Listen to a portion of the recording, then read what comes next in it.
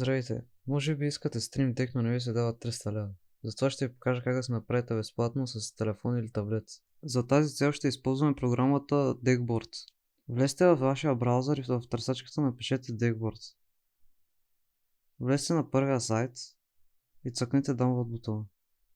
След това отворете инсталатора и цъкайте Next. И после Install. След това на мобилното ви устройство влезте в магазина за приложения и го инсталирайте и там. След това натискате иконката, която е като Wi-Fi и копирате IP-то в това поле или сканирате QR кода.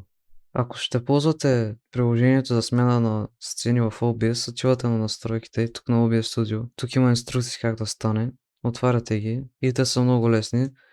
В OBS отивате на WebSocket Server Settings и просто си пишете сервер порта.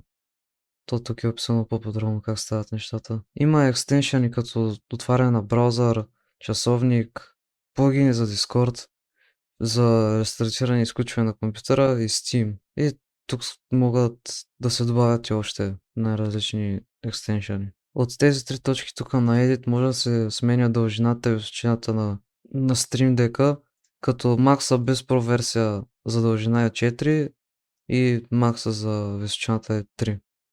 Така че за повече ще трябва проверсията.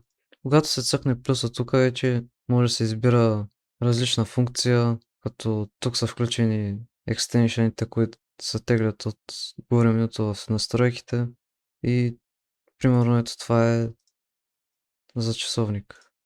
И тук вече може да се сменя формата, да се сложи друга икона на снимка, цвета на бакграунда, цвета на бордъра, цвета на иконката и други неща. И това може да се прави за всичко, не само за часовника.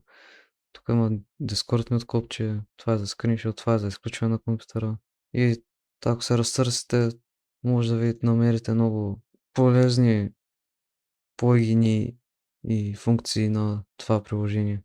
Ако искате още туториали и видеа, абонирайте се за канала.